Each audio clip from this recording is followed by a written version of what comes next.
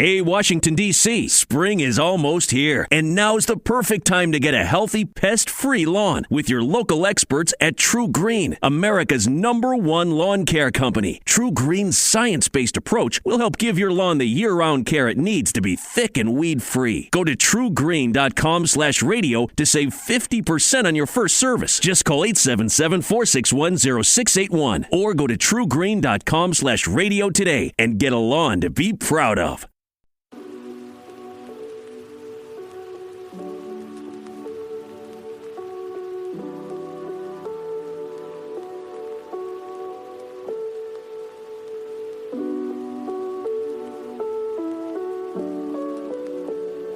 This might come as a surprise to you, but I don't really like action films.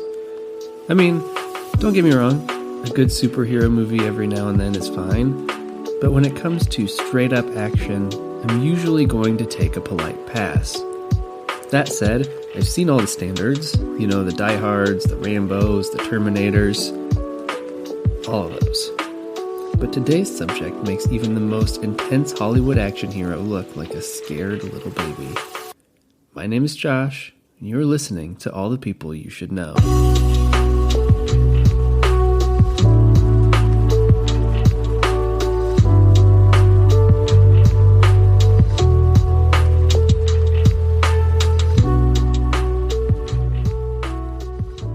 Hey everybody, welcome back.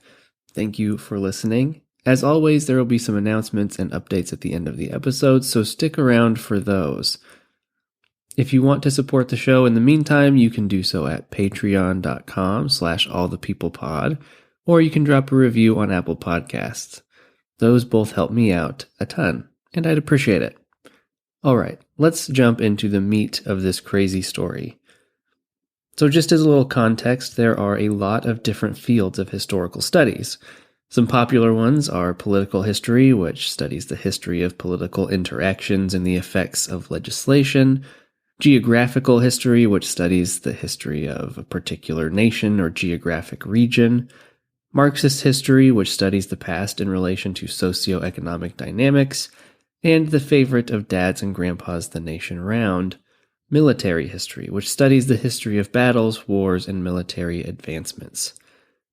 I've mentioned before that my particular field of interest is called historiography, and it's kind of a niche field, I guess, but it seems like everybody's dad or grandpa are just attracted to a good World War II documentary like a moth to a flame. The History Channel, which can be seen as sort of the gateway to historical study for most casual observers, despite my personal disdain for that entire network, reflects the popularity of this interest. I mean, they have an entire separate channel dedicated only to military history. I actually checked the TV guide for the History Channel for today just to see what was on, and it looks like if you start now, you can get 2 full days of nothing but Pawn Stars, followed by a couple of JFK docs. I hate this stupid channel so much. I mean, I guess it's not Ancient Aliens, so that's a positive, but still, not great, not great history studies there. Likewise, military and war-themed movies are super popular and have been for a good while. The popularity of military-themed movies is actually so massive that it has even spawned sort of a subgenre of military comedy films. Most notably are probably MASH, Tropic Thunder, and Inglourious Bastards, just to name a couple of the most popular. I probably don't like military history or war films because of my strong aversion to violence and my deep-held belief in the futility of bloodshed, but you probably didn't come into this episode for some nerd to convince you to be a pacifist. It's kind of one of my favorite things about studying history, actually. Like, I'm really not interested in military or political history, but I'm interested in historiography and the history of private life, which is its own field of study. And there's just so much to cover that if I don't really want to study military history, I don't necessarily have to. But sometimes, even for me, there are stories that take place within the realm of military history that are transcendently cool. Today we're talking about a World War II soldier, and while there are plenty of crazy World War II soldiers who have inspired Hollywood films, I don't think any of them really comes close to being as cool as this guy. John Malcolm Thorpe Fleming Churchill, or as he would later be called, Mad Jack, was born in Colombo, British Cayman, which is currently Sri Lanka, in 1906. His family seems pretty normal. His father was a well-respected civil engineer, and after the birth of his two younger siblings, the family moved back from Hong Kong, where they were living, to the UK, where they pretty much lived out the rest of their days, as far as I can tell. Mad Jack was educated at King William's College on the Isle of Man and graduated from the Royal Military College in Sandhurst in 1926. His first assignment as a military man was in Burma, where nothing too exciting happened, but Mad Jack did take a very keen interest in riding motorcycles and is said to have ridden the entire country while he was stationed there. We don't really know too much about his time in Burma, except that by 1936, he had taken a break from military life to pursue film. In fact, he actually landed a small role in the film The Thief of Baghdad, and I actually found a trailer for that film, and I'm not sure about you, but I think that this is pretty entertaining.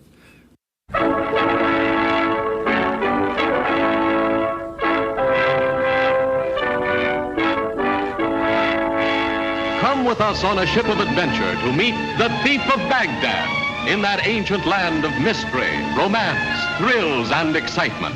Baghdad, city of magic. Baghdad, where breathtaking miracles leap before your eyes.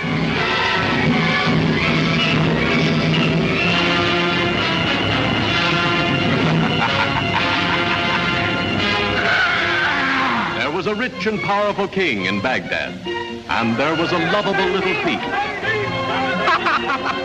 When darkness falls, leave your palace, go among your people, mix with the crowds. Then fate threw together the powerful king and the little thief on the road to strange adventures.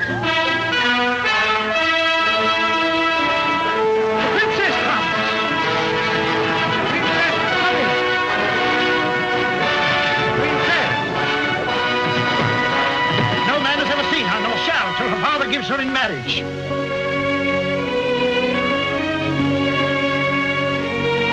It's death to look on her.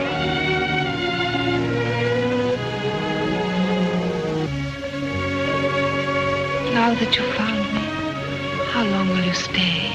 Till the end of time.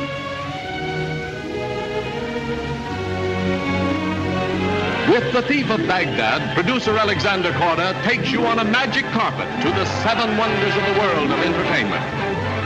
The murderous dancing doll, the amazing flying horse, the giant genie, the temple of light, home of the mysterious goddess, and the all-seeing eye. Filmed in Technicolor, The Thief of Baghdad presents Sabu, star of Elephant Boy and drums, as the lovable little thief. Conrad Veidt, international star of stage and screen. June Dupre, the sensation of Four Feathers. John Justin, newest Korda discovery.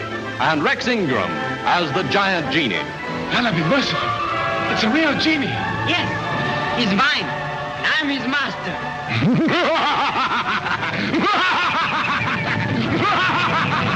Alexander Korda brings you spectacular new thrills in the miracle picture of all time, The Thief of Baghdad.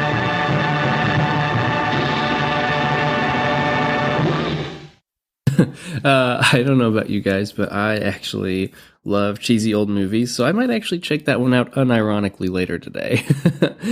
During this time, he also dedicated himself to honing his archery and bagpiping skills. In fact, he mastered them to such a great degree that he represented Great Britain in the 1939 World Archery Championships in Oslo, and he ranked second at the military piping competitions in 1938. The fun and games would quickly come to an end, though, as Mad Jack reinstated in the military after Germany invaded Poland in 1939. Now, Jack was not a typical soldier. In fact, he was very peculiar. He insisted that instead of marching onto the battlefield with the standard Lee Enfield bolt-action rifle and combat knife, he take a longbow, bagpipes, and a Scottish broadsword. Yes, I am being completely serious. Hence the name Mad Jack. He's not Angry Jack. He's Jack the Absolute Maniac.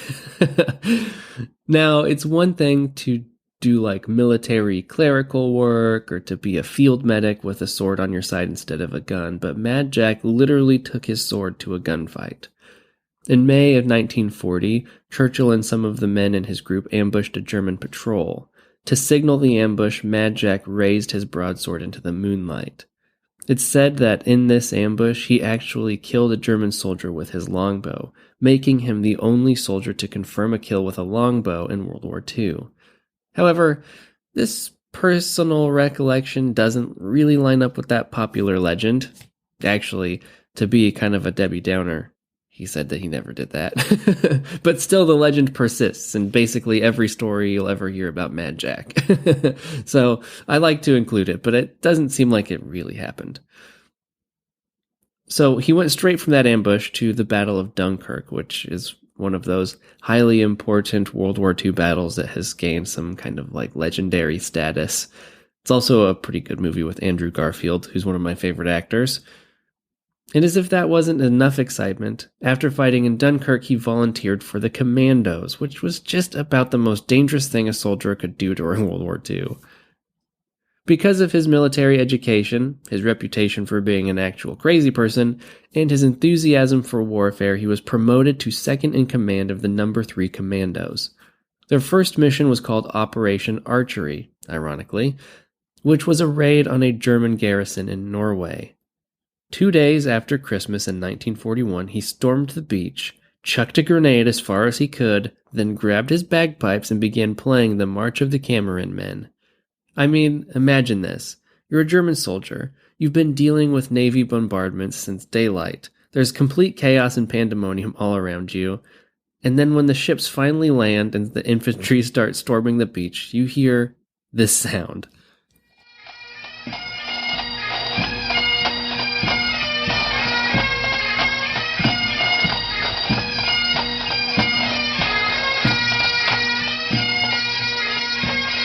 What a trip. I mean, it's got to be so unsettling. Maybe it really did help to influence the enemy because Operation Archery was a big success. The No. 3 Commandos and their allies eliminated the enemy, secured the town of Molloy. Sorry, Norway. I'm trying here. They secured the town of Molloy, eliminated enemy strongholds in the surrounding area, and established a floating reserve of supplies offshores. For his efforts in both Dunkirk and Operation Archery, Mad Jack was awarded the Military Cross and Bar. After Operation Archery, he was assigned to the No. 2 Commandos and was sent to Italy.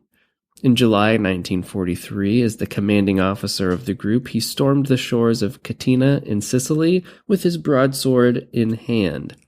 You see, this is kind of his trademark. He did this exact thing basically whenever they had to storm a beach, which happens a few more times. He'd run out in front, broadsword in the air, probably screaming like a madman, bagpipes in hand.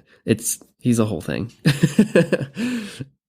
Now, while he was in Italy, the No. 2 Commandos were tasked with capturing a German observation post outside the town of Molina. So Jack and his crew infiltrated the post, captured all 42 German soldiers and their accompanying mortar squad. Then he led his men and his captives back down to where the rest of the British troops were stationed and forced the Germans to push the wounded Brits in carts. For this act of military insanity, he was awarded the Distinguished Service Order. Now, the action doesn't stop there. You see, Mad Jack dropped his trusty sword during a hand-to-hand fight with a German soldier. He went back toward enemy lines by himself to retrieve it, which is dangerous enough, but while he was there, he found a disoriented American soldier who he also led back down to safety. I mean, all of this happened to Mad Jack in the span of about 4 years, which is insane. It's the same amount of time that it's taken me to get my bachelor's degree, and he's liberated multiple towns and outposts. You might be thinking that old Mad Jack is going to call it quits, right? I mean, what else could he possibly do to prove himself as a valiant fighter? Well, After his time in Italy, he was assigned to Yugoslavia. Now, in some ways, this is kind of just the beginning of Mad Jack's story. In May of 1944, he was ordered to raid the German-held island of Brač, in what I believe is modern-day Croatia. This was especially difficult as he didn't necessarily have the same kind of support he had before in the European mainland. He assembled a ragtag group of various allies, scabbed together with some help from a nearby commando group, and they landed on the island without any issue, but walked into an ambush. In the fray, Mad Jack was shot in the neck. Weirdly enough, his wound was not serious, apparently. Seems like there's a small area of your neck that you could get shot in to make it not serious, but apparently it was fine enough that the next day he woke up and tried it again. So, not only did this mission fail, Mad Jack and 6 of his fellow commandos were the only ones even able to reach their objective at all. Once there, mortar fire killed the other 6, and Mad Jack was stranded behind enemy lines. Facing certain death, he dropped his sword, pulled out his bagpipes, and began playing a song called "Will Ye No Come Back Again?" Sounded something like this.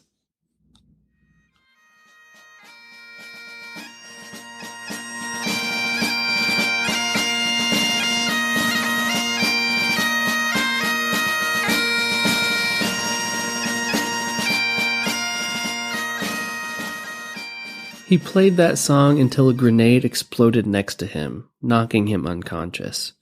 When he awoke, he was in German captivity. The Germans took special interest in him, as his last name was Churchill. Apparently, after sufficiently proving that he was not related to Winston Churchill, the Germans sent him to Sachsenhausen concentration camp, which was used especially for housing high-profile political prisoners. I couldn't exactly line up the timelines, but it's very possible that Mad Jack was prisoner there with Joseph Stalin's oldest son. Mad Jack's time there was much shorter than expected, as he and a few other Allied soldiers tunneled their way out of the concentration camp and made a break for Allied territory. They didn't make it too far before they were captured again, and they were sent to Tyrol, which was a super secure prison where high-profile inmates were supervised by SS soldiers directly. Now, due to the high-profile nature of the prisoners at Tyrol and the fear that they might accidentally be killed, causing further political strife, they were eventually abandoned as the war started closing in on Germany, and once they were able to get out, Mad Jack walked 150 miles to Verona, Italy, where he met up with American troops. Now, surely that has to be the end of his military career, right? Of course not. You see, Mad Jack had a very strange passion for warfare.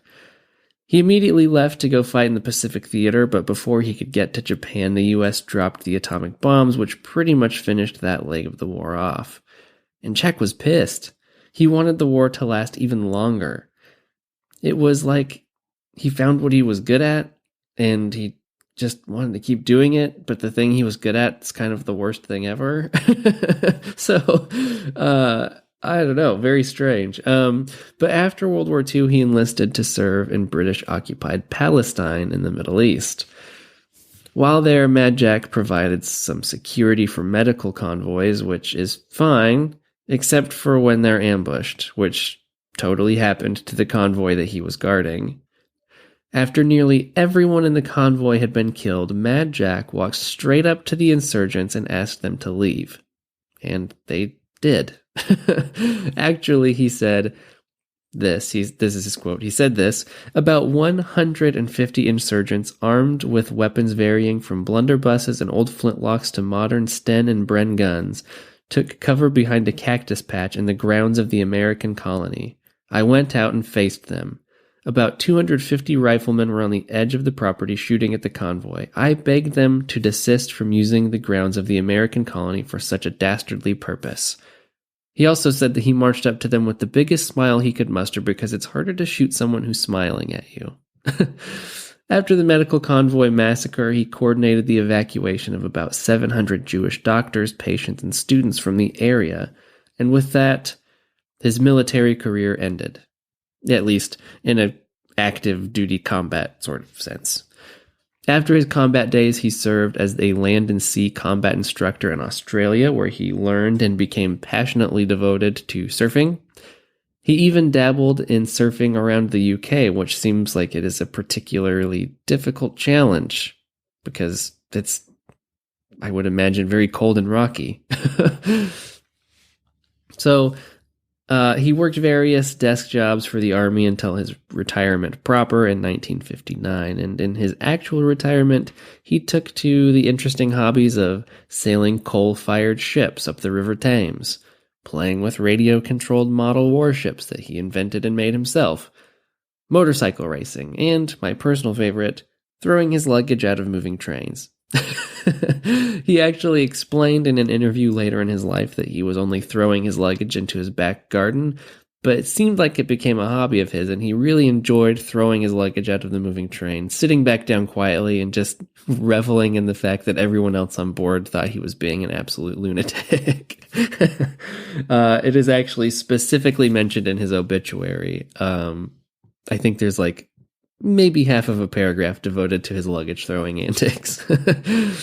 In 1996, the man who was shot in the neck, taken prisoner by Germans, held in 2 separate concentration camps, and survived World War II with only his trusty sword and bow, succumbed to old age and died peacefully in the British county of Surrey. I can't think of a more fitting ending for this man's insane life. Now, that is the end of our episode proper. Thank you for sticking around. I appreciate all of you who listen. Now, if you want to support the show, like I said, you can go to patreon.com/allthepeoplepod. You can also reach out. You can DM me on Instagram or Twitter. I'm not on Facebook anymore. I've sworn it off officially. I know I'm supposed to have one. I know that it helps the show, but I can't bring myself to do it, and I'm sorry. I mean, there's one that exists, but I literally never check it. The best way to get in touch with me is if you go to Patreon at the $1 tier. I think it's the $1 tier. You'll get access to a private Discord. That's basically like an old school, like instant messaging service that goes right to my phone. So if you want to get in touch that way, that's easily the best way. Now, I've got some fun things coming up in the future. I might have some guests on the show. So get ready for that. And I don't know. I think that's it. I don't have too many announcements today. Thank you for listening. I appreciate all of you so much. Check out my website, allthepeoplepod.com. Check out the network's website, allthepeoplenetwork.com. Check out some of those great shows. And have a nice week, everybody.